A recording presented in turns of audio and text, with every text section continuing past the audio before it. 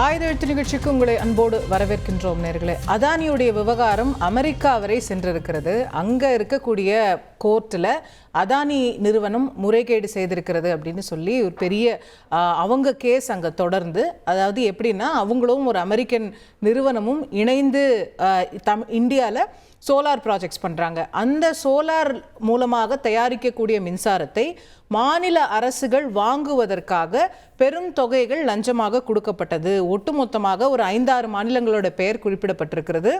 அதில் 2000 கோடி அளவிற்கான முறைகேடுகள் நடந்திருக்கலாம் அப்படின்னு. அந்த 2000 கோடியில் பெரும் பகுதி 80% மேலே ஆந்திர பிரதேசத்துக்கு சென்றிருப்பதாக கூறப்படுகிறது. மற்ற மாநிலங்களும் அதில் இருக்கின்றன.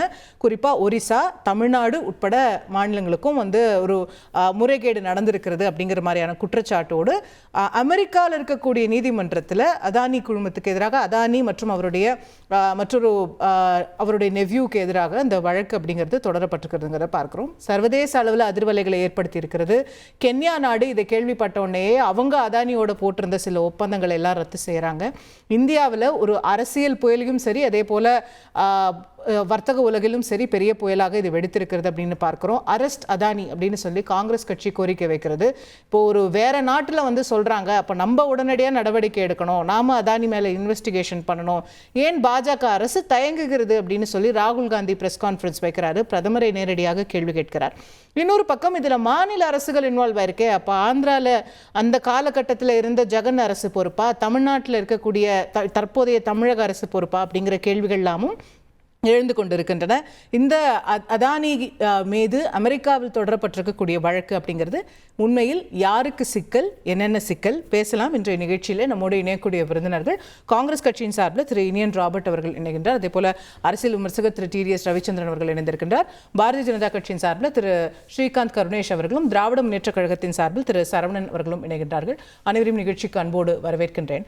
திரு ஸ்ரீகாந்த் அவர்கள்ட்ட இருந்து தொடங்கலாம்னு நினைக்கிறேன். ஒரு இந்திய நிறுவனம், இந்தியாவின் மிக உயரிய பணக்காரராக பேசப்படக்கூடியவர், அவ்வளோ ப்ராஜெக்ட்ஸ் இந்தியா முழுக்க பண்ணுறாரு. ஆனால் அமெரிக்காவில் அவர் மேலே ஒரு மோசடி புகார் அப்படிங்கிறாங்கன்னா, இது ஒரு பாரத தேசத்துக்கு அவமானமாக வெளிநாட்டில் நடந்துருச்சே அப்படின்னு பார்க்க மாட்டிங்களா? பொங்கி எழ மாட்டிங்களா? எதுவுமே நடவடிக்கை இல்லையே அப்படின்லாம் காங்கிரஸ் கட்சி கேட்குது. அதாவது நீங்களே உங்கள் தொடக்க உரையில் மிக விளக்கமாக ஒரு கருத்து சொன்னீங்க. அதாவது இந்தியாவில் இருக்க ஒரு நிறுவனம், இந்தியாவில் இருக்க மாநிலங்களில் இருக்க அரசியல்வாதிகளுக்கும் அதிகாரிகளுக்கும் கையூட்டு கொடுத்ததாக அமெரிக்க நீதிமன்றம் கவலைப்பட்டு ஒரு வழக்கை எடுத்திருக்கிறது, கையில் எடுத்திருக்கிறது என்பது இந்தியாவில் யாரும் கவலைப்படலைங்கிறது பெரிய கஷ்டமா இருக்கே, என்ன பண்றது? அதாவது கவலைப்படுறது யாருன்னு கேட்டீங்கன்னா, 5000 கோடி ரூபாய் ஊழல் வழக்குல கேக்குறாங்க எதிர்க்கட்சிகள். நம்மளே செஞ்சிருந்தா பிரச்சனை. ஊழலின் ஊற்றுக்கண்ணான காங்கிரஸ் கட்சிக்கு தலைவராக இருந்து 5000 கோடி ரூபாய் ஊழல் வழக்கில் பெயிலில் இருக்க ராகுல் காந்திக்கு அந்த கவலை வந்திருக்கிறது ரொம்பவும் நல்ல ஒரு விஷயமாக இதில் நம்ம பார்க்க வேண்டியிருக்கு. ஏன்னு கேட்டால், நீங்கள் நல்லா பார்த்தீங்கன்னா காங்கிரஸ் கட்சி ஒவ்வொரு முறையும் பாராளுமன்ற கூட்டத்தொடர் தொடங்கும் போது இப்படி ஏதாவது ஒரு பிரச்சனையை வெளிநாட்டில் இருக்கும் இந்திய எதிர்ப்பாளர்கள் அந்நிய சக்திகளின் துணையோட ஒரு டூல் கிட் ஒன்று உருவாக்குவாங்க. அதிகாலை 4 மணிக்கு இந்த செய்தி வெளியிடப்படுதுன்னு பார்த்தீங்கன்னா, காங்கிரஸோட டூல் கிட் படி செயல்படுதா? அமெரிக்கால இருக்கக்கூடிய செக்யூரிட்டிஸ் எக்ஸ்சேஞ்ச் காங்கிரஸோட டூல் கிட் படி செயல்படுதா? அதாவது ஜார்ஜ் சோரஸோட சக்தி என்னன்னு எல்லாருக்கும் தெரியும். அவருக்கு இந்தியா மேலே இருக்க எவ்வளோ நட்பும் இதுவும் தெரியும். இலான் உமர் யாருன்னு தெரியும், ரோஹன் கண்ணா யாருன்னு தெரியும், பார்பரா லீ யாருன்னு தெரியும். இவங்கெல்லாம் ராகுல் காந்தி நெருக்கமான நண்பர்கள். இவர் எப்போ இந்த டிபேட் வந்தாலும் இந்த மாதிரி ஒரு 4 பேர்களை சொல்றீங்க. எனக்கு தெரிஞ்சு பாக்குறவங்களே எத்தனை பேருக்கு தெரியும்னு தெரியல. அதானி முறைகேடு செஞ்சிருக்காரு, அவர் மேல இன்வெஸ்டிகேஷன் இருக்கானா? டூல் கிட்ன்றீங்க, ஒரு 4-5 பேர் சொல்றீங்க. எல்லாரும் இவங்க எல்லாம் சேர்ந்து ஒரு கட்டமைக்கிறாங்க. ஒரு செய்தி என்னன்னா, 25ஆம் தேதி இங்கே பாருங்க, 24 அக்டோபர் அந்த நீதிமன்றம் இந்த வழக்கை எடுத்திருக்கு. அது ஏங்க ஒரு மாதம் ராகுல் காந்தி அதை வச்சுட்டே இருந்தாரா?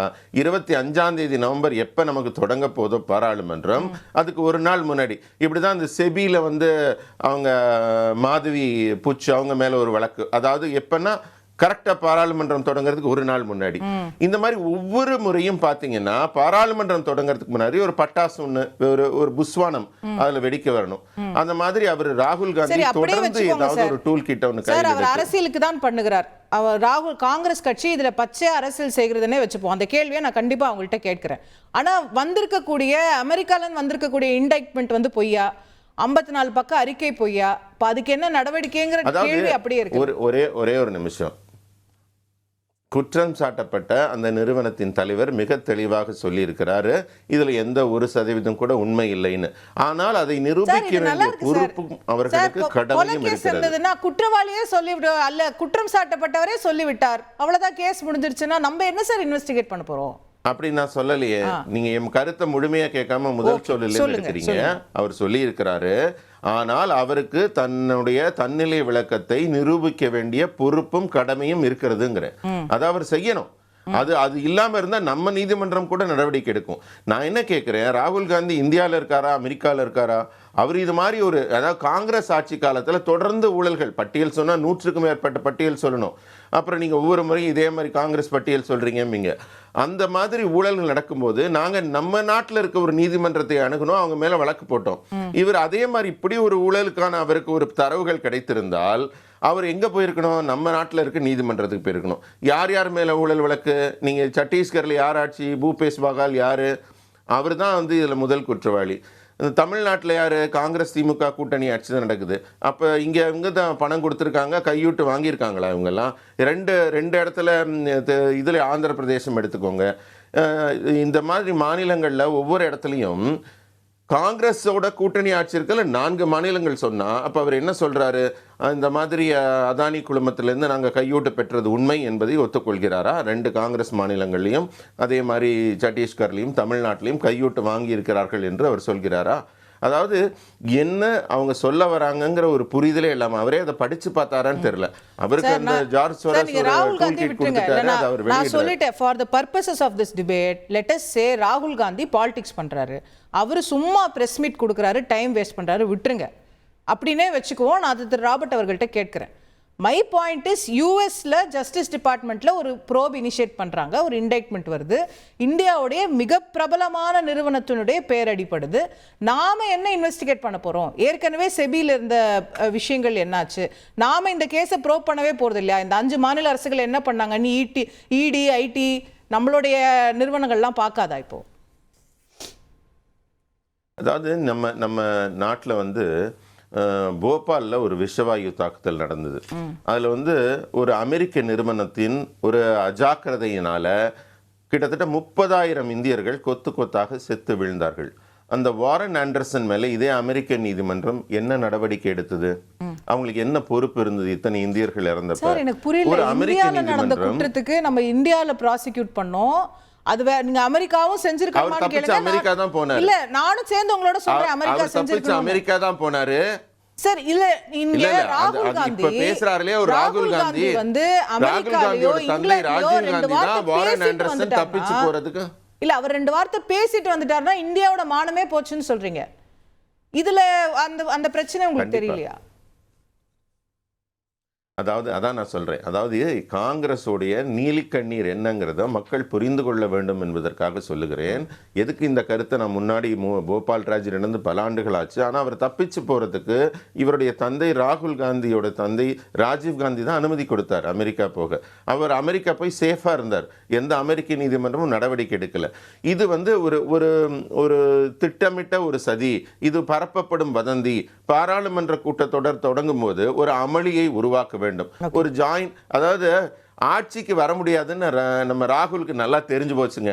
அதனால அவர் என்ன பண்றாரு, ஒவ்வொரு முறையும் ஒரு ஜாயின்ட் பார்லிமெண்டரி கமிட்டி வந்து அதுல 4 காங்கிரஸ் எம்பிக்கள் இருந்தா அவருக்கு ஏதோ பெரிய சாதனை பண்ணிட்ட மாதிரி ஒரு எண்ணம் வருது.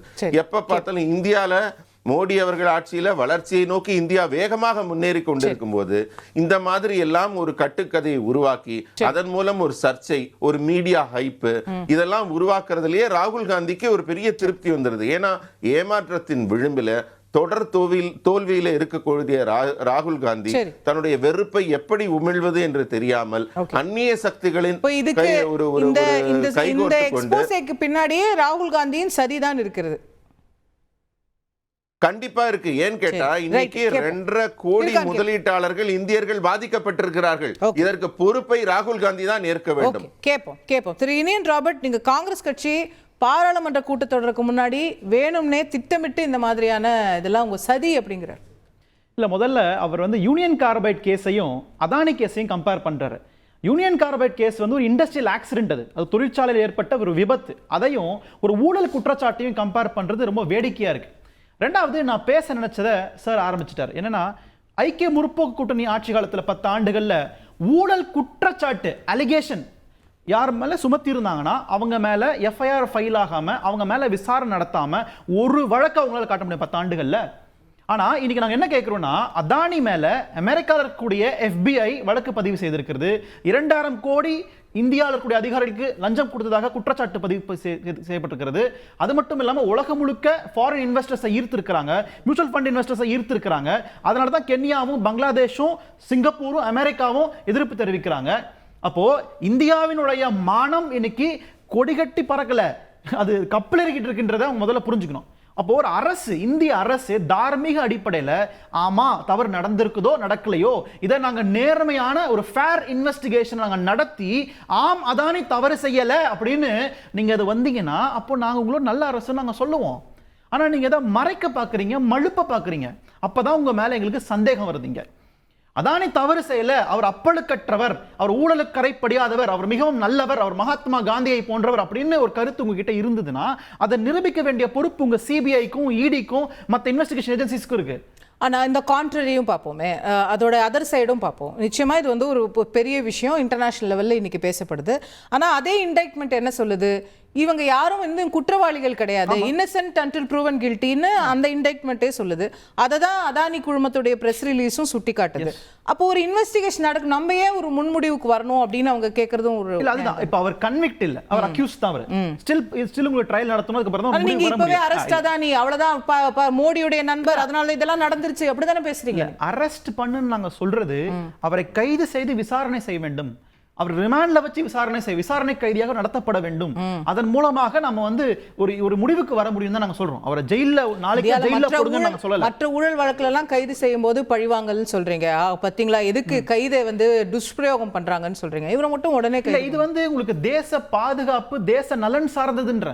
நீங்க வந்து 200 ரூபாய் வாங்குறவன் வந்து ஊழல்வாதியா நீங்க பாக்குறீங்க, 2000 கோடி வாங்குறவர் மட்டும் நீங்க சொகுசா பறக்க விட்டுருக்கீங்க விமானத்துல. நீங்க இப்ப எங்களுக்கு என்ன இங்க பிரச்சனைனா, தலைவர் ராகுல் காந்தி 2000 கோடி கொடுத்தவர் வாங்கினவங்க யாருன்னு இன்னும் தெரியும், வாங்கணும் கண்டுபிடிப்போம் கூடிய சீக்கிரம் நம்ம.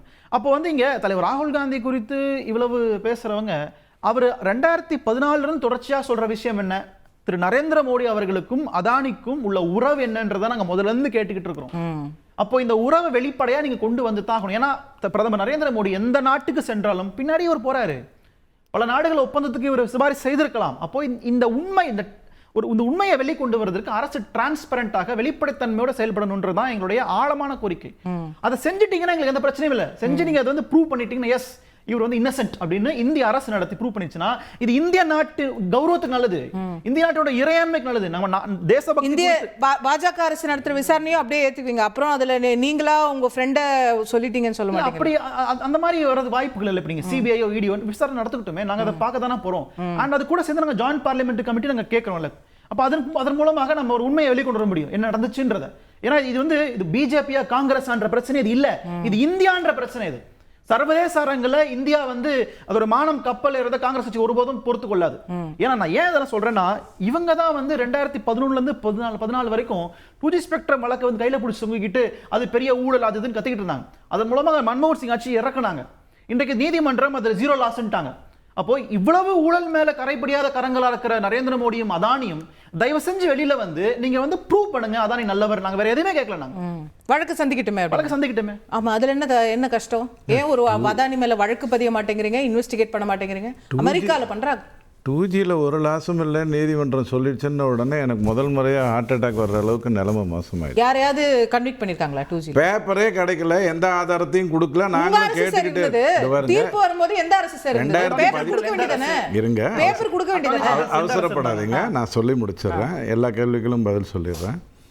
ஷைனி பற்றி தெரியும், அவர் வந்து 13க்கு அப்புறம் எந்த பிஜேபி பேப்பரும் வாங்கவில்லைங்கிறதுனால தான் திரும்பவே அந்த கேஸ் போயிருக்கு. அதை நல்லா புரிஞ்சுக்கோங்க. 2G பற்றி சொன்னதுனால நான் திருப்பி சொல்லிட்டேன். அப்புறம் நீங்கள் இவரை கேட்டீங்க ஸ்ரீகாந்தை, அது எப்படி இவர் சொல்லிட்டாருன்னா போருமா அப்படின்னு கேட்டீங்க. பாராளுமன்றத்தில் மன்மோகன் சிங் எந்திரிச்சு சொன்னார், ஆராசா நல்லவர், அவர் எந்த தப்பும் செய்யவில்லை என்று என்னிடம் சொல்லி. அதுக்காக ஆராசா ஜெயிலுக்கு போகாம இருந்தாரா? இல்ல அதனால வழக்கு சந்திக்காம இருந்தாரா? தீர்ப்பு வராம இருந்தாரா? பாருங்க, 1,76,000 கோடிங்கிறது வேற, 2,800 கோடிங்கிறது வேற. மன்மோகன் சிங் சொன்னதை அன்னைக்கு நம்ம ஏற்கல இல்ல, நீதிமன்றம் சொன்னதை ஏத்துக்கிறோம். பாராளுமன்றத்தில் இல்ல சார், நீங்க உட்பட நான் உட்பட நம்ம எல்லாருமே என்ன பார்த்தோம், 2G வழக்கில் குற்றம் சாட்டப்பட்டவர்கள். நீதிமன்றம் என்னைக்கு சொல்லுதோ அன்னைக்கு ஏத்துக்கிட்டோம், அவ்வளவுதான். ஓகே, பாராளுமன்றத்தில் சொன்னதுனால நான் உங்களுக்கு சொன்னேன். ராகுல் காந்தி ஐயாவுக்கு எப்போ தெரியுமா கோவம் வந்திருக்கணும்? சோரஸ் சொன்னார் இல்லையா, மோடி அதானி நான் குறி வைப்பேன், அதானி ஒரு பிரச்சனைக்கு வந்திருக்கிறார், இதற்கு மோடி பாராளுமன்றத்தில் பதில் சொல்ல வேண்டும், அந்த இக்கட்டான சூழ்நிலைக்கு அவர் வந்திருக்கிறார், இதை நான் சிறுபிள்ளைத்தனமாக சொல்லுகிறேன் என்று நினைக்காதீர்கள், இதை நான் ஆழமாக சொல்லுகிறேன், இப்படியெல்லாம் சோரஸ் சொல்லும்போது நீ யார் அதை சொல்கிறதுக்கு? கூட்டாளியாக இருக்கிறதுனால கொஞ்சம் நாகரிகமான வார்த்தையை சொல்லலாம், நீங்கள் ஏன் இப்படி சொல்லுகிறீர்கள் அப்படின்னு கேட்டுட்டாவது வந்திருந்தாருன்னா நான் அதை ஒத்துப்பேன். சார், உங்களுக்கு இந்த இப்போ யூஎஸ்ல இருக்கிற இண்டெக்ட்மெண்ட் ஒரு இஷ்யூவாவே தெரியல. நான் இஷ்யூ சொல்கிறேன், ஒழுங்காக சொல்கிறேன். ஒரு இந்திய நிறுவனத்தோட பேர் அங்க அடிபடுது, நீங்க 2000 கோடி பிரைப் கொடுத்திருக்கீங்கன்னு சொல்றாங்க, 5 மாநில அரசுகளை குறிப்பிடுறாங்க. இதெல்லாம் பாரத தேசத்தின் மானம் போகலையாது. உங்களுக்கு முதல்ல அந்த செய்தியை ஒழுங்கா சொல்லிடுறேன், அப்ப மானம் எங்க போச்சுங்கிறத நம்ம பார்த்துப்போம். 2,800 கோடி 2Gல சொன்னீங்களா இல்லையா சார்? இன்டர்நேஷனல் லெவல்ல நம்மள பார்த்து சிரிக்கிறாங்க பாருங்க, 1,76,000 கோடின்னு சொன்னீங்க. ஏன்னா ஃபோர்ப்ஸ் சொல்லித்து இன்னைக்கு யார் சிறந்த ஊழல்வாதின்னு ஃபோர்ப்ஸ் சொல்லிட்டு நாங்க சொன்னோம், ஐயோ சிரிக்கிறாங்க. இன்னைக்கு மூடிஸ் ரேட்டிங் என்ன இருக்கு? இன்டர்நேஷனல் பிரஸ் என்ன எழுதுது? மோடியோட ரேட்டிங் எல்லாம் என்னைக்கும் குறையாது. நாளைக்கு 12 மணிக்கு சார் மூடிஸ்ன்ற ரேட்டிங் ஏஜென்சி இன்னைக்கு அதானியை கம்மி பண்ணிருக்காங்க. ஓகே, நான் இந்த மேட்டருக்கு வந்துடுறேன். அடிப்படையில் இந்த பர்டிகுலர் 2,800 கோடி அவர் லஞ்சமாக கொடுத்திருக்கிறார். எங்கே கொடுத்திருக்கிறாரு? இந்தியாவில் கொடுத்திருக்காரு. யாருக்கு கொடுத்திருக்காரு? பிஜேபி ஆளாத மாநிலங்களுக்கு கொடுத்திருக்கிறார். யார் சொல்கிறா?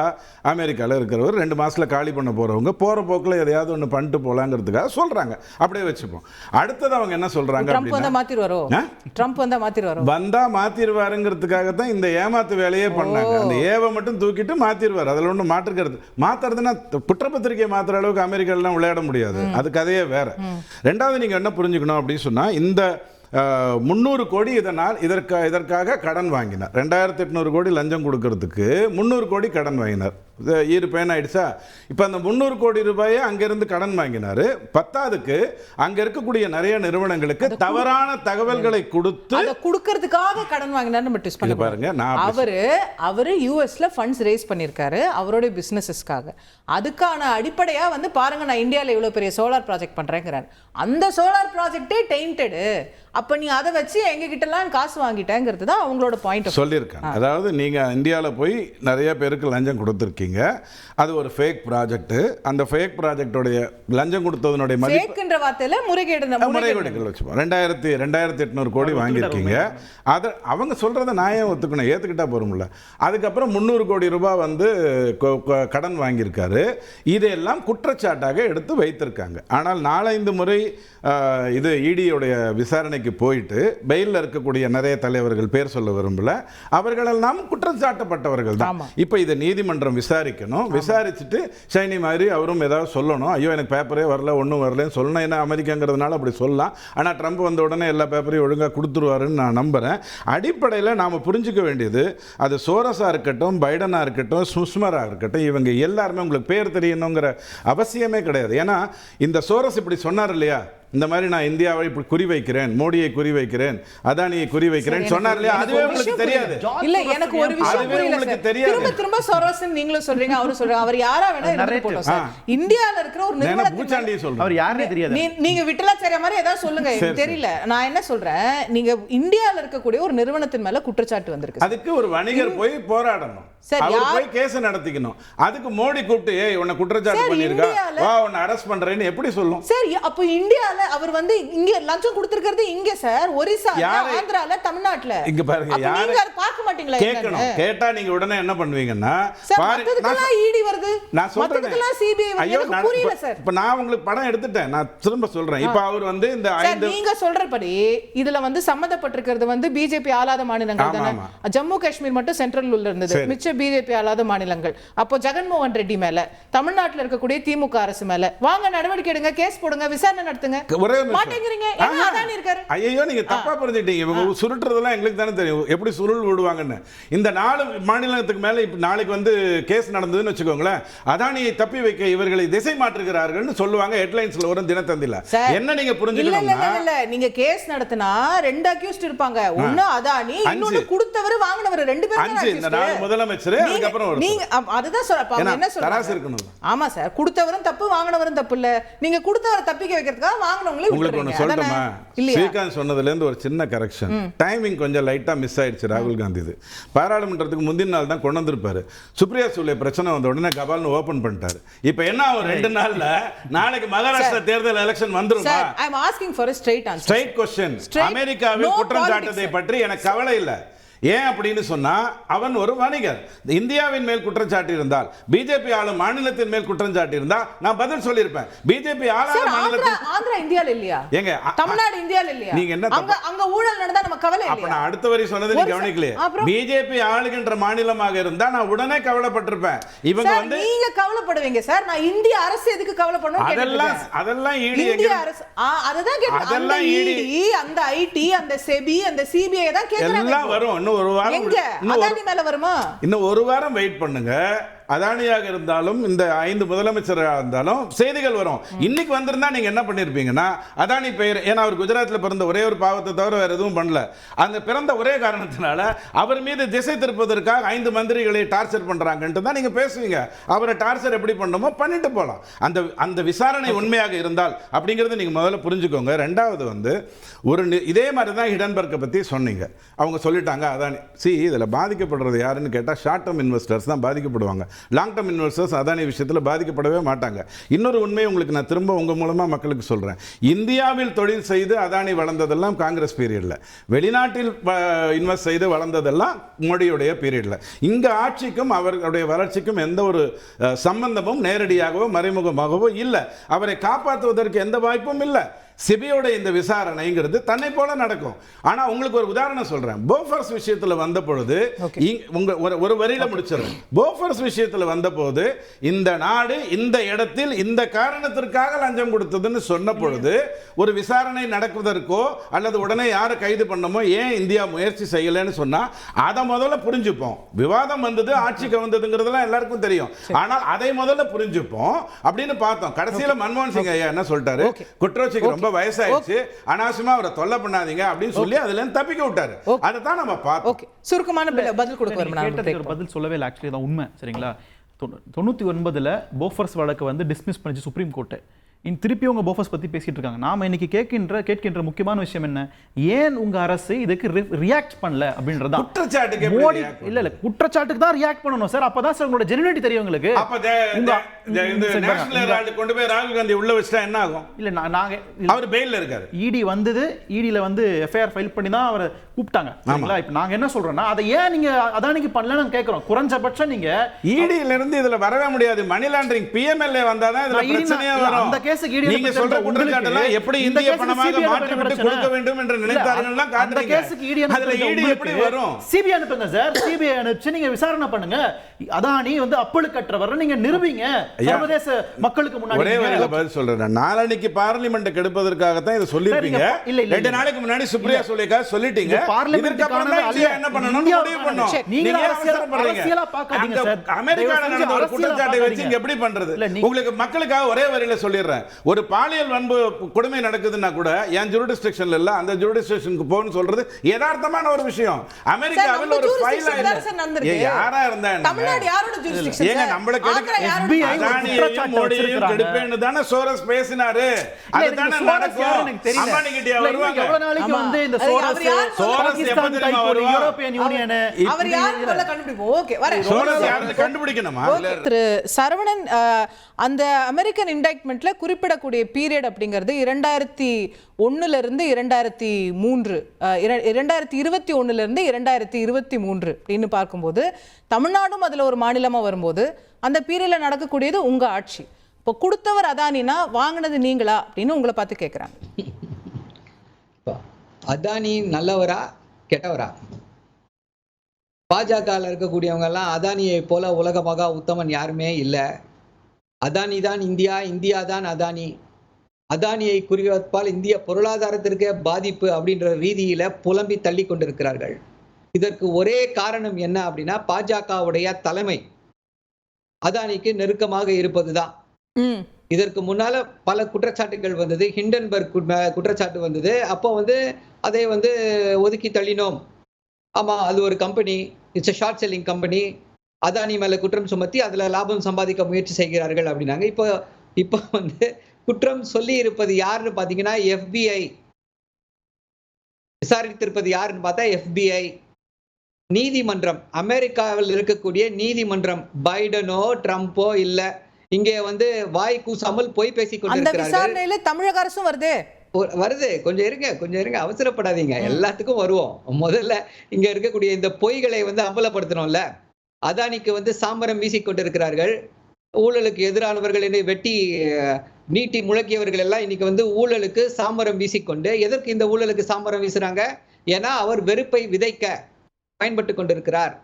அதனால இவர்கள் எல்லாம் அதற்கு சாமரம், அந்த ஊழலுக்கு சாமரம் வீசிக் கொண்டிருக்கிறார்கள். இந்தியாவை விற்று தின்று கொண்டிருக்கிறார் திரு அதானி. அதற்கு பாஜக ஒத்து போய் கொண்டிருக்கிறது.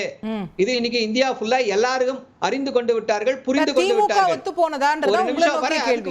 அதுக்கு அவங்கள எல்லாம் கேட்டோம். எல்லாரும் கேட்டோம். பாஜக பலமுறை கேட்டோம். நீங்க கவலைப்படாதீங்க. அந்த விஷயத்தை பத்தி பேசாம போக மாட்டேன். ம். 30 நிமிஷம் ஆயிருக்கு. இப்பதான் என்ன பேச விட்டுருக்கீங்க. கொஞ்சம் பொறுமையா கேளுங்க. ஏன்னா எல்லாம் பொய்யா பேசிட்டு இருந்திருக்கிறாங்க இவ்வளவு நேரம். 300 கோடி கிடையாதுங்க, $750 மில்லியன் அளவிற்கு பணத்தை அங்க வாங்கியிருக்காங்க. அங்க இருக்கக்கூடிய அமெரிக்க மக்கள் கிட்ட பணத்தை வாங்கி அந்த பணத்தை இங்கே லஞ்சமாக கொடுத்திருக்கிறார்கள். 2200 கோடி ரூபாய் இங்கே லஞ்சமாக கொடுத்திருக்கிறார்கள். இந்த அறிவு ஜீவிகள் அமெரிக்காவிலே நடந்திருக்கிறது இது. இதற்கு எப்படி இந்தியாவில இதற்கும் என்ன சம்பந்தம்ன்றாங்க? ஐயா, ஊழல் லஞ்சம் இந்தியாவில கொடுத்திருக்காங்க. இந்தியாவில தான் நடவடிக்கை எடுக்கணும். இதுல என்ன வெட்க கேடு அப்படின்னா 2200 கோடி ரூபாய் லஞ்சமாக கொடுக்கப்பட்டிருக்கிறது அப்படின்னா இதை பற்றி இந்தியாவை ஆண்டு கொண்டிருக்கக்கூடிய நம்முடைய பிரதமருக்கு ஒண்ணுமே தெரியலையா? 2200 கோடி ஒருத்தன் லஞ்சமாக கொடுத்திருக்கான் அப்படின்னா அதை பற்றி ஒன்றுமே தெரியாமல் இருந்திருக்கிறாரா இந்தியாவுடைய பிரதமர்? அப்ப அமலாக்கத்துறை எதற்கு? இன்டெலிஜென்ஸ் பியூரோ எதற்கு? சிபிஐ எதற்கு? நாங்கள் கருப்பு பணத்தை ஒழித்து விட்டோம், அதை கிழித்து விட்டோம், இதை கிழித்து விட்டோம்னு வாய் கிளிய பேசுனீங்களே. 2200 கோடி ஒருத்தன் லஞ்சமா கொடுத்திருக்கிறா, அதை பத்தி இது வரைக்கும் யாருக்குமே தெரியலையே. அப்போ 2 விஷயங்கள். ஒண்ணு, உங்களுக்கு ஒண்ணுமே தெரியல. ஒண்ணுமே தெரியலனா உங்களுக்கு நிர்வாகமே இல்ல, நிர்வாக திறனே இல்ல. இன்னொரு விஷயம் என்ன அப்படின்னா, உங்களுக்கு தெரிந்திருக்கிறது. தெரிந்து அப்ப இதுவரைக்கும் நீங்கள் எந்த நடவடிக்கையும் எடுக்கல அப்படின்னா அது எவ்வளவு பெரிய ஊழல். இவர்களுக்கு பேசியிருக்கோம். நான் உங்களை நோக்கிய கேள்விக்கு நீங்க பதில் சொல்லுங்க. நான் சொன்ன பாயிண்ட பேசல, அதுதான் சொன்னேன். பொறுமையா இருங்க, நான் பேசாம போக மாட்டேன். அதனால பதட்டப்படாதீங்க, நீங்களும் பதட்டப்படாதீங்க. பதட்டப்படாம நான் சொல்றதை கேளுங்க. இப்ப பாஜகவினர் கொஞ்சம் இருங்க சார், பதட்டப்படாதீங்க. நீங்க பேசும்போது பொறுமையா கேட்டேன்.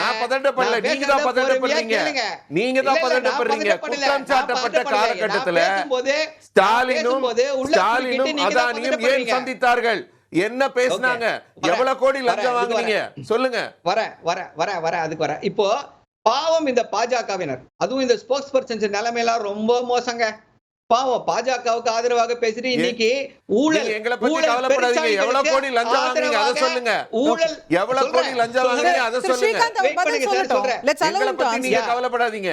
அவர் பதில் சொல்லுங்க. வழியில ஊழல் பெருச்சாளிகளுக்கு இன்னைக்கு வக்காலத்து வாங்கி கொண்டு இருக்கிறார்கள். என்ன ஒரு வெட்கக்கேடு.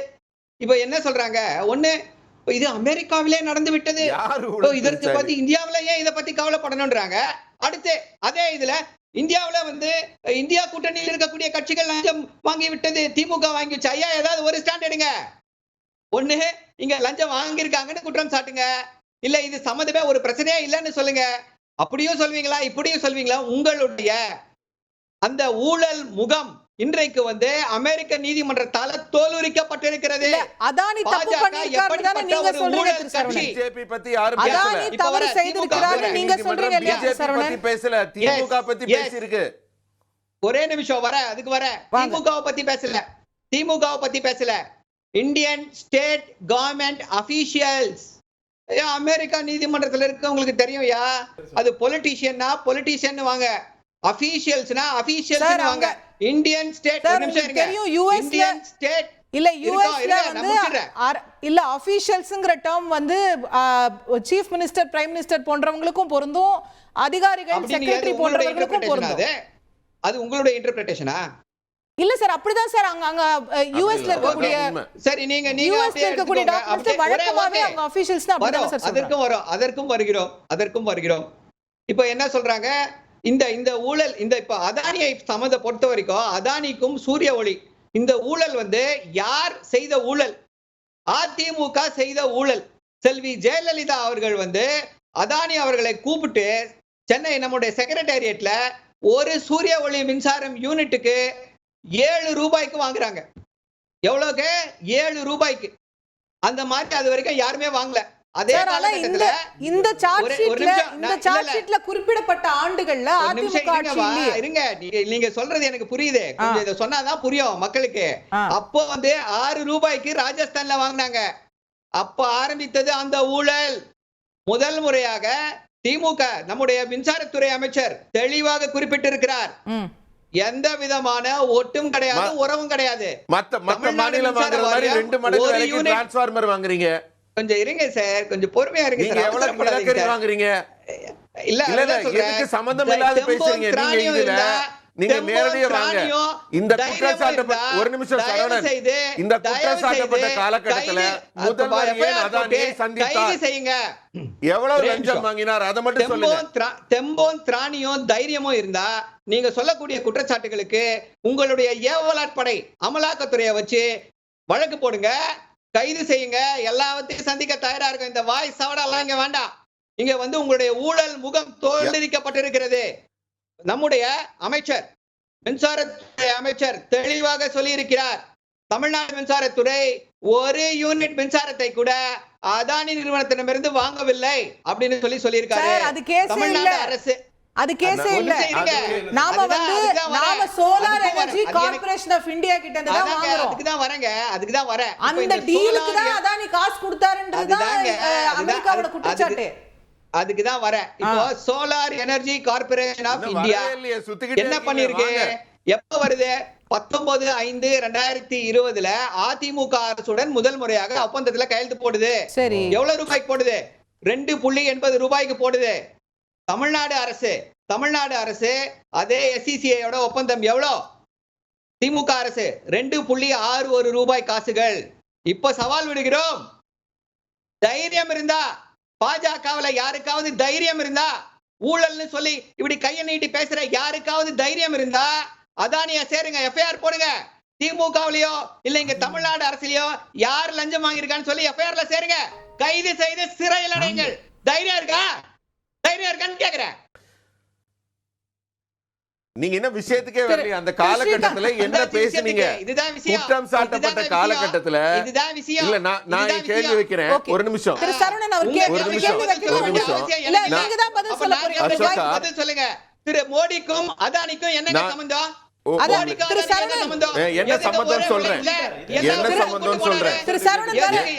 ஒரு நிமிஷம் இருங்க, உங்க கேள்விதான் கேட்க போறேன். சொல்றேன், கேட்க போறேன். திரு ஸ்ரீகாந்த் அவரு விசாரிங்கிறாரு, திமுக மேலயும் சேர்த்து அதானி மேலயும் சேர்த்து வழக்கு போடுங்க, விசாரிங்க, நாங்க லஞ்சம் வாங்கிதான் நிரூபிங்கன்றாரு. பண்ணுங்க. நான் சொல்றேங்க, நான் சொல்ற பட்டியல் கொஞ்சம் கவனிங்க. அதானி குழுமம் வந்து எங்கெங்கெல்லாம் முதலீடு செஞ்சிருக்காங்கன்னு, சத்தீஸ்கர்ல பூபேஷ் பாகல் 25,000 கோடி, ராஜஸ்தான்ல வந்து அசோக் கெலாட் 65,000 கோடி, இப்ப வந்து இங்க இருக்க கர்நாடக அரசு வந்து காங்கிரஸ் அரசு வந்து 1 லட்சம் கோடி, இன்னும் கேரளா விழிஞ்சம் துறைமுகம் எல்லாருக்கும் தெரியும் 70,400 கோடி, மேற்கு வங்காளம் 35,000 கோடி, ஆந்திரம் 60,000 கோடி, ஒரிசா 57,500 கோடி, தமிழ்நாடு 4,500 கோடி, இன்னும் தெலுங்கானால வந்து 12/1/2024 12,400 கோடி. நீங்க யோசிச்சு பாத்தீங்கன்னா இதுல எதெல்லாம் பாஜக அரசு அவருக்கு ஆர்டர் கொடுத்திருக்கிறது? எல்லாமே காங்கிரஸ் கூட்டணி அரசு இருக்கிறவங்க தான். இல்ல இது எல்லாமே முறைகேடா கையூட்டு பெற்று செய்யப்பட்டதா? அது உங்க குற்றச்சாட்டு? ஒரு நிமிஷம் நான் முடிச்சிடுறேன்.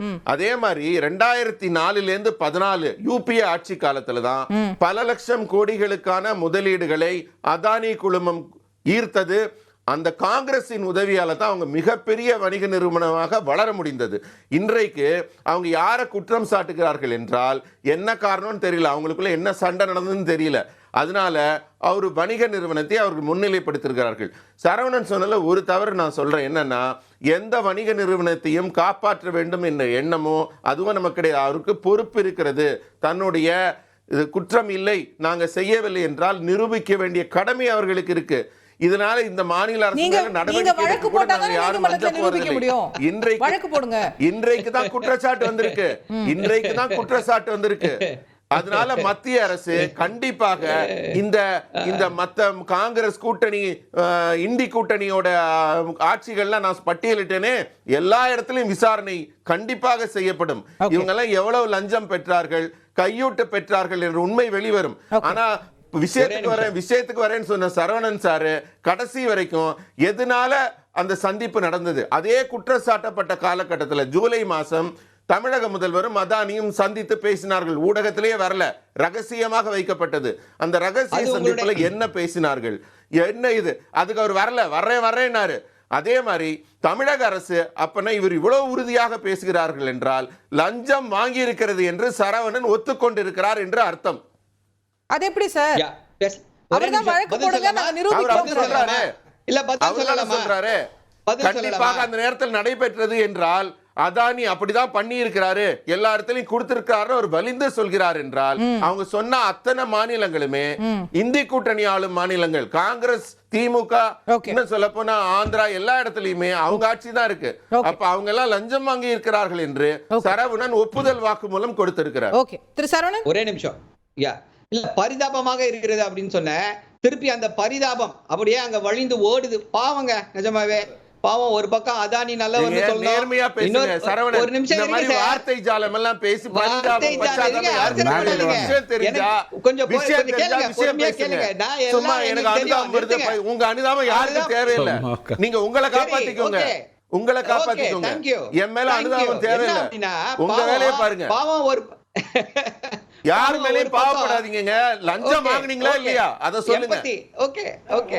ஒரு பக்கம் பாவம் அதானி நல்லவர்னு சொன்னோம். கடவுளே, ஒரே நிமிஷம். என்னுடைய வாய்ப்பு ஒரு பக்கம் பாவம் பரிதாபம் என்ன அப்படின்னா அதானி நல்லவர்னு சொல்லணும்.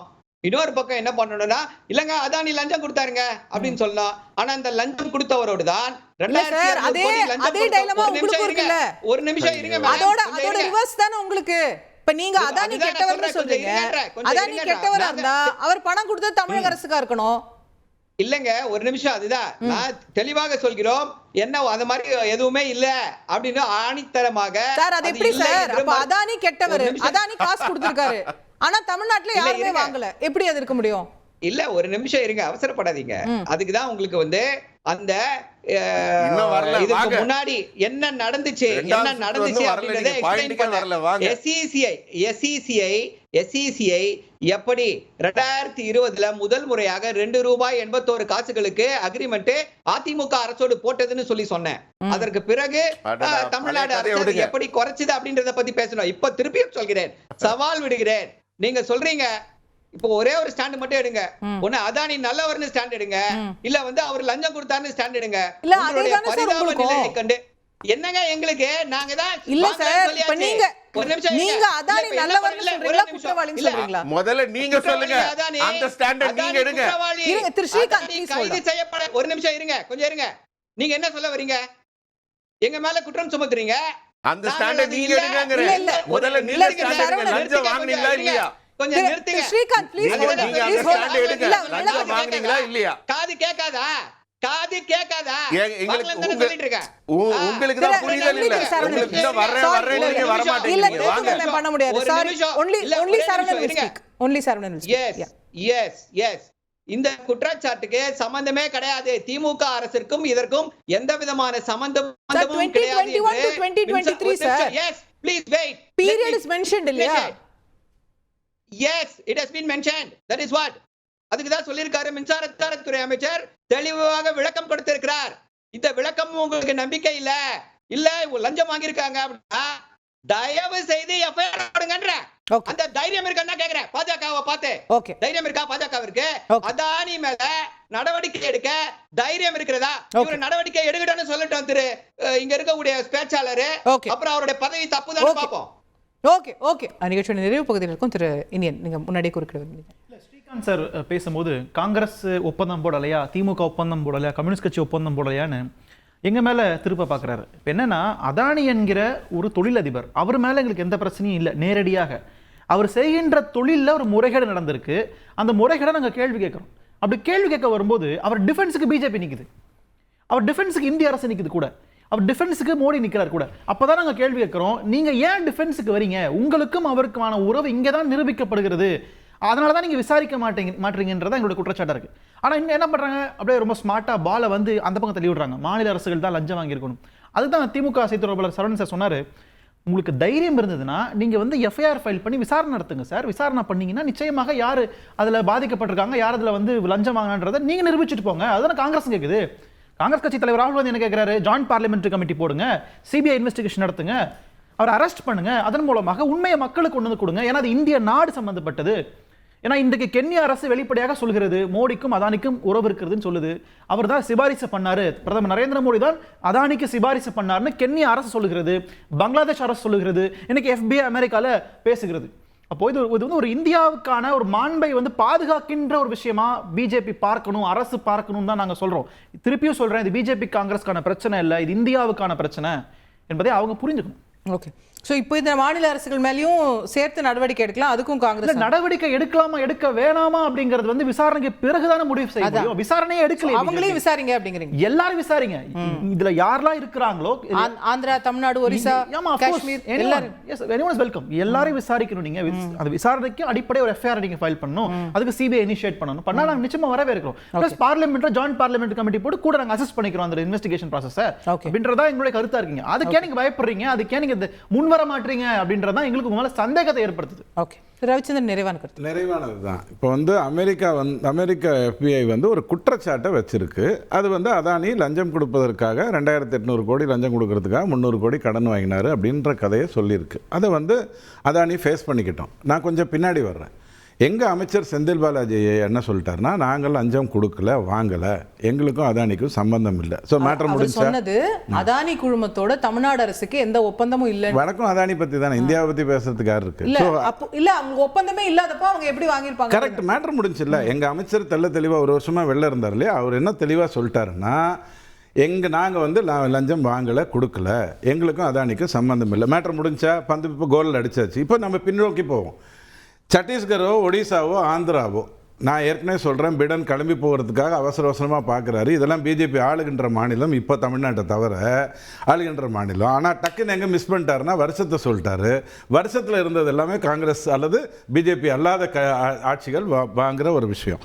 கண்டிப்பாக அதானி வந்து இங்கே யாரை சந்தித்தாரோ, தமிழ்நாட்டு முதல்வரையோ அல்லது 2 முதல்வர்கள் அண்ணாமலை ஐயா கூப்பிடுவாரே சந்தித்தாரோ, பாருங்க, அதானி ஒரு வணிகர். அவர் நல்லவராக இருந்தால் கெட்டவர் இல்லை, கெட்டவராக இருந்தால் நல்லவர் இல்லை.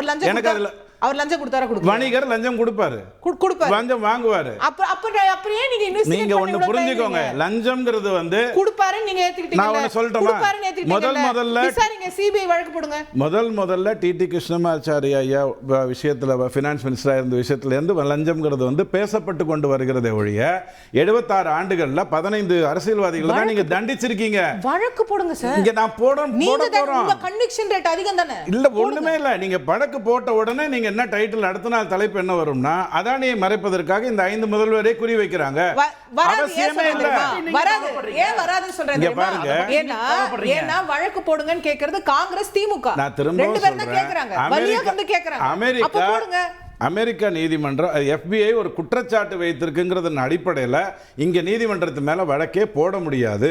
ஆனா வீட்டுல போய் ரைடு நடத்தி ஃபாரின் கரன்சி எல்லாம் பிடிச்சிட்டு வந்து பொன்முடி ஐயா மேல வழக்கு போட்டதுக்கு அப்புறமும் நீதிமன்றம் இப்படி சந்தில வெளில வந்துரும். அதானிங்கிறவர் ஒரு வணிகர், அவருக்கும் பிஜேபிக்கு என்ன சம்பந்தம் இருக்குன்னு எனக்கு தெரியல. குஜராத்தில் பிறந்த காந்தியையும் மோடியையும் நீங்க கம்பேர் பண்றதா இருந்தா நான் ரொம்ப சந்தோஷப்படுவேன். இவர் பர்த் சர்டிபிகேட்ல அதே ஊர்ல பிறந்திருக்காருங்கிறதுனால உள்ள வராதீங்க. ஸ்ரீகாந்த் உங்களுக்கு ஏற்கனவே ஏற்கனவே சொல்லிட்டாரு. சரி. அவர் காங்கிரஸ் காலத்துல தான் இந்தியால சம்பாதிச்சாரு எல்லாம் சொல்லிட்டாரு. எதுக்கு தேவையில்லாம அதுல உள்ள வர்றீங்க? தேங்க்யூ. குறுக்கிட விரும்புறீங்க சுருக்கமா ஒரு யாருமே வந்து அதானியை ஒரு தொழிலதிபராக எதிர்க்கல. நாங்க காங்கிரஸ் ஆட்சி காலத்துல ஒரு தொழில் ஆரம்பிச்சிருக்கலாம். ஆனா பாஜக ஆட்சியில தான் ஒரு தொழிலை எக்ஸ்பாண்ட் பண்ணிருக்காரு. 200 மடங்கு வளர்ந்திருக்காரு வெளிநாட்டுல. அந்த வெளிநாட்டுக்கான மார்க்கெட்டிங் மேனேஜரா செயல்பட்டது இந்திய அரசாங்கம். சொல்ல சொல்லுங்க. அதானி தவறான வணிகர்னு சொல்லுங்க. அதை நீங்க விசாரணை மூலமா நிரூபிங்க சார். நீங்க விசாரணை பண்ண மாட்டீங்க. நான் என்ன குற்றச்சாட்டை வச்சிட்டு எப்படிங்க விசாரணை பண்றது? குற்றச்சாட்டு விசாரணை அங்க வெளிநாட்டுல விசாரணை நடத்தணும். நீங்க கோஃபர்ஸ் சம்பந்தமா இங்க பண்ண போதே ஊத்தி மூடிடுச்சு. ஏன்னா காங்கிரஸ் ஆட்சி இருந்தது. எப்படி பண்ண முடியும்? இல்லாத ஒண்ண செய்ய சொல்றீங்க. ஓகே, திரு ஸ்ரீகாந்த் இருக்கீங்களா? நிறைவான கருத்து இருக்கு. அதாவது அவங்க இனியன் பேசுறாரு, ரொம்ப வேடிக்கையா இருக்கு. 11 மாநிலங்கள் பட்டியல் சொன்னேன். ஒவ்வொன்றும் லட்சம் கோடி, 70,000 கோடி, 50,000 கோடி, 65,000 கோடி, 60,000 கோடின்னு. இவங்க எல்லாமே காங்கிரஸ் ஆட்சி செய்யும் மாநிலங்கள், கூட்டணி ஆட்சி செய்யும் மாநிலங்கள். அங்கதான் மோடி வந்து தான் சொன்னாரா நீங்க தான் கொடுக்கணும் ஆர்டர்னு? எப்படி கொடுத்தாங்க? அதாவது இவங்க தான் ஒதுக்கீடு செய்கிறார்கள், அதுக்கப்புறம் இவங்களே குற்றம் சொல்றாங்க. அடுத்தது நான் இறுதியா சொல்றேன் ஒரு கருத்து. அவர் சரவணன் அவர்கள் பேசும்போது குறிப்பிட்டார், எங்களெல்லாம் பார்த்து பரிதாபப்படுறேன்னாரு. அவர் நிலைதான் பரிதாபமா இருக்கிறது. ஏன்னா ஒரு 5,000 கோடி ஊழல் வழக்கில் குற்றம் சாட்டப்பட்டு பெயிலில் இருக்கிற ராகுல் காந்தி குற்றச்சாட்டு வைக்கிறாரு. அதே மாதிரி வெளியில் இருக்கிற ஒரு மின்சார அமைச்சர் குற்றச்சாட்டின் பேரில் வெளியில் இருக்கிறவர் நாங்கள் தப்பு செய்யலைங்கிறாரு. இதை நம்ப சொல்றாங்க. ஒன்று. ரெண்டாவது, அவர் இறுதியாக ஒரு விஷயம் சொல்லிட்டார், தமிழக அரசு லஞ்சம் வாங்கவில்லைன்னு உறுதியாக சொல்றாரு. அப்பன்னா ராகுல் காந்தி பொய் சொல்கிறாரா? அதானி நல்லவர் என்று திமுக ஒத்துக்கொள்கிறதா? அவருக்கு பண்ணல, லஞ்சமே கொடுக்கல. அடிப்படையே இல்ல யார் உண்மை சொல்றாங்கன்னு நீங்க ஒரு விசாரணை நிலைப்பாடு என்ன தெளிவுபடுத்தணும். நீங்க சிபிஐ அனுப்பி கண்டுபிடிச்சீங்க யார் உண்மை சொல்றாங்கன்னு தெரிஞ்சிர போது இல்ல. கண்டிப்பாக மத்திய அரசு விசாரணை நடத்தும், அதெல்லாம் பண்ணுவாங்க. சரவணனுக்கு பதட்டம் என்னன்னா விசாரணை வந்துற போதோ நம்ம மாட்டிக்க போறோமோங்கிற பதட்டம் தெரியுது. ஆனா அவர் ஒரு நிலைப்பாடு சொல்லணும். தமிழக அரசு லஞ்சம் வாங்கவில்லை என்றால், தமிழக அரசு லஞ்சம் வாங்கவில்லை என்றால் ராகுலின் குற்றச்சாட்டு பொய் என்பதும் அதானி யாருக்கும் லஞ்சம் கொடுக்கவில்லை என்பதையும் ஏற்றுக்கொள்கிறாரா? தெளிவுபடுத்தணும் அவரு. அங்கே மேட்டர் முடிஞ்சு. ஓகே, திரு சரவணன் தெரிவிக்கிறது. முட்டையா இல்ல கோழியா முட்டையானு பாவம் புரியாம தவிச்சுக்கிட்டு இருக்காங்க. மீண்டும் தெளிவாக சொல்கிறோம், திமுக அரசுக்கும் இதுக்கும் எந்த சம்பந்தமும் கிடையாது. சம்பந்தம் இருக்குன்னு நீங்க சொல்றீங்க, தயவு செய்து ஒரு எஃப்ஐஆர் போடுங்க, யாரோ அரெஸ்ட் பண்ணுங்க சார். ஏற்கனவே வச்சிருக்கீங்க, ஜெயில வச்சிருக்கீங்க, அரெஸ்ட் பண்ணுங்கன்ற. இல்ல அப்படி அரெஸ்ட் பண்ணா நீங்க அரசியல் பழிவாங்கல்னு சொல்லிடுவீங்க என்ன திரு ரவிச்சந்திரன் சொல்றாரு. இல்ல என்னங்க அரசியல் பழிவாங்கல்னு என்னங்க சொல்றதுக்கு இருக்கு? அரசியல் பழிவாங்கல்னு சொன்னா நாங்கள் அரசியல் பழிவாங்கல்னு சொல்லிட்டோன்றதுக்காக திரு செந்தில் பாலாஜி இதுக்கு முன்னாடி ஜாமீன்ல விட்டாங்களா? கைது செய்ய விட்டாங்களா? ஐயா கேவலம் 30 லட்சம் ரூபாய்க்கு வந்து 1 வருஷம் ஜெயில வச்சிருந்தாங்க. 2200 கோடினா அதானி எவ்வளவு நாள் சிறையில இருப்பாருன்னு யோசிச்சு பாக்குறோம். நம்முடைய அமலாக்கத்துறைய கையில சிக்கினார்னா என்ன ஆவார்னு சொல்லி யோசிச்சு பாக்குறோம். அந்த அதானியை காப்பாற்றி கொண்டிருப்பது யார்? இன்னைக்கு எல்லாருக்கும் தெரியும்.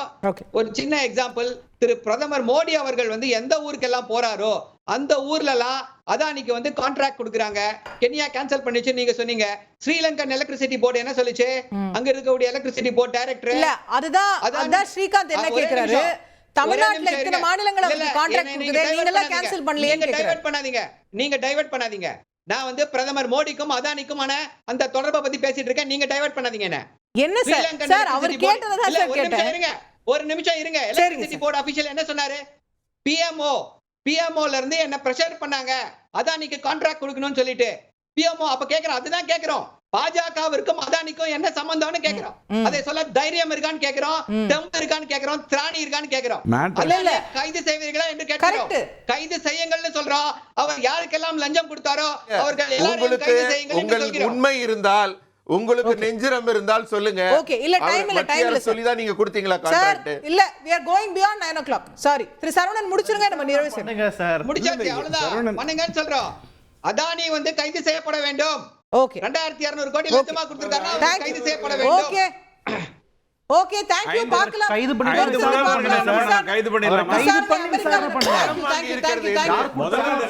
Thank you. நிகழ்ச்சியில கலந்து கொண்டு கருத்து தெரிவித்த 4 விருந்தினர்களுக்கும் நன்றி, பார்த்தவங்களுக்கும் நன்றி. நேயர்களே வணக்கம்.